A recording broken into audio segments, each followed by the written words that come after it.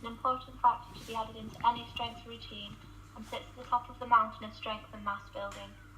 Deadlift incorporates the synchronization of almost every muscle in the body, starting at the feet and ending at the neck and head. Incorporating all the prime mover muscles and most of the synergistic muscles in the abdomen and lower back, quadriceps, hamstrings and gluteus maximum, the deadlift is known as the purest single event test of strength, being one of the only lifts to incorporate dead weight. Deadlift begins with the athlete in the squat position, keeping arms straight and pointing down with an alternating hand grip slightly wider than the leg position. The two hand grips are pronation, which is the overhand grip, or supine, which is the underhand grip. Holds extension of the knee and hips whilst keeping the vertebral column aligned on the same axis, bringing the bar slightly below the knee level until the back is parallel to the ground and without the presence of any curves in the spine. The bar close to the body and driving through the heels rather than the toes, the bar is then to be straightened, exhaling throughout and bringing the bar past the knees. The movement of the core should occur throughout the movement, protecting the spine, and finish the movement by thrusting the hips into alignment with the feet, weakening the glutes. The gluteus maximum will complete hip extension and neutralize the pelvis. Maintaining a straight back, slowly hinge forward at the hips and lower the bar back to the ground. Balls of the feet should line up under the bar and a lower weight is advised to start with, progressively increase once technique is improved. Important that throughout the flexion of the trunk, the vertebral segments of the column are aligned and keeping the head facing forward is a useful coaching point to help this. It should be kept as close to the legs as possible during the downward phase of the movement, and a deep inhale should occur during the downward eccentric phase, keeping the inhaled air in until half of the subsequent upward contraction phase is reached, with contemporaneous abdominal contraction will elicit the Valsalva maneuver.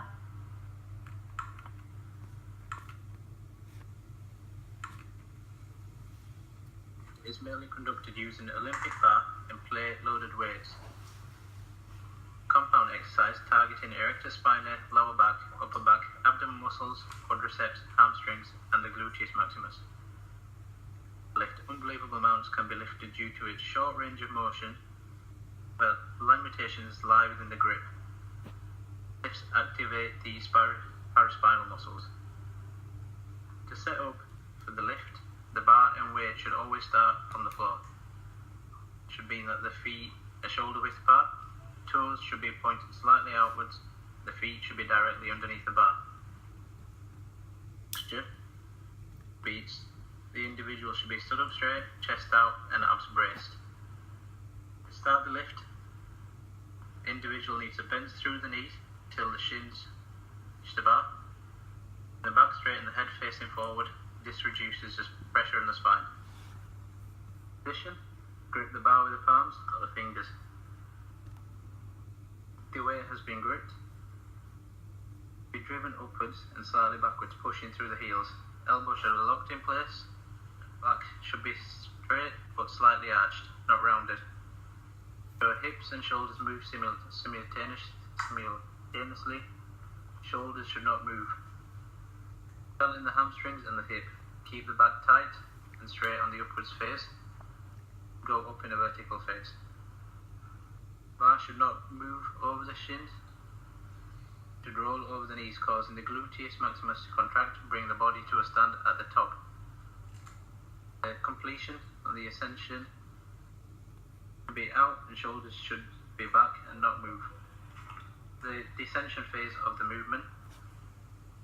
This is the phase of the movement in a controlled manner where the weight is returned to the floor. Hips should be pushed back, shoulders back and straight, the chest pointed out, and the bar should descend in a straight line, sliding down the thighs until it reaches the knees. It has reached the knees, it should slightly bend at the knees, lowering the bar to the shins. Always be kept in a tight neutral position.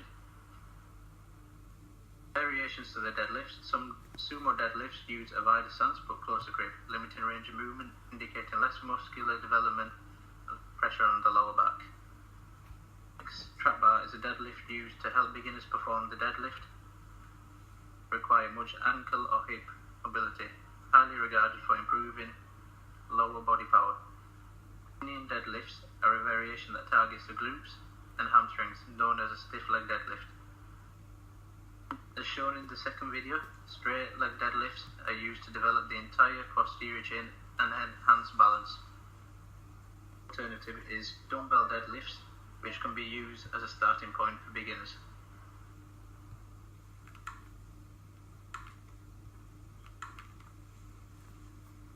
Numerous variations of the standard deadlift technique exist, one of which being the sumo deadlift. This technique is defined by a much wider foot stance and a narrower grip with a more vertically inclined torso, which suggests that the benefits of this include 8% reduction in lumbar spine load and shearing forces, increased gluteal muscle activation, elevated ability to resist valgus knee movements in individuals with imbalances of hip abductor strength, induces increased hips abductor strengthening. There's also potential for ACL reconstruction rehabilitation and lower back rehabilitation, increased load on hips external rotators. Touching points would having your feet positioned approximately 2 times an individual's shoulder width and 45 degrees of external rotation at both feet. Should be maintained in a vertical position, both in the sagittal and frontal planes, through external rotation and adduction at the hips. Starting position should be raised such that the thighs are slightly above parallel to the ground. Barbell in both hands with an overhand style or alternate grip at approximately shoulder width apart with straight arms. That using an alternate or hook grip for heavier loads, although the hook grip in particular, much care and attention should be taken into the technique and practice. Shoulders should be positioned just in front of the centre of the barbell, not behind it.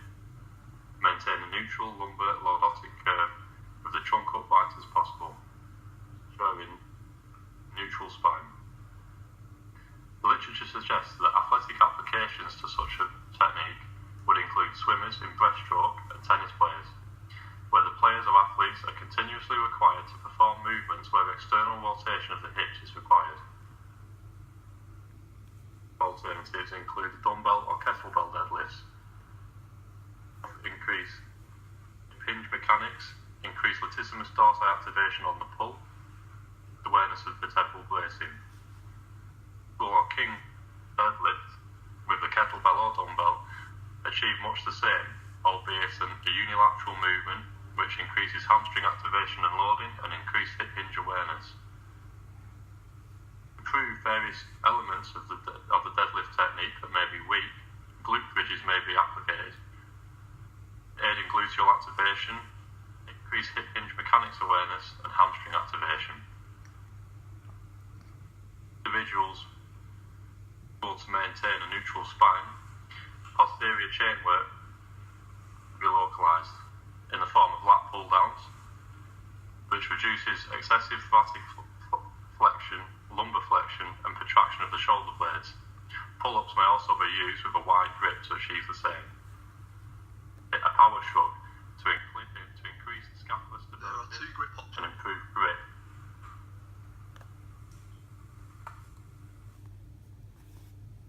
There are 2 grip options available when performing the deadlift.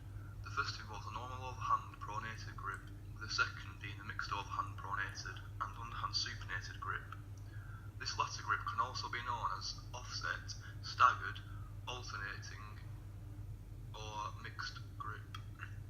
Considering forearm strength, overhand grips still suffer from the bar potentially rolling about, whereas the mixed grip can neutralise this through the physics of reverse torsion. This allows for more weight to be used. With the feet shoulder width apart, address the bar in a similar way to the position of the body throughout the movement. The athlete should come to a standing position with a completely upright posture to complete the concentric phase of the lift.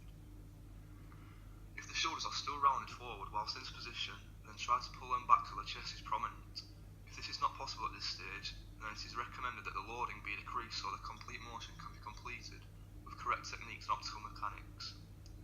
The bar should either be lowered in a controlled manner back to the start position, or be dropped back down to the platform ready to perform the next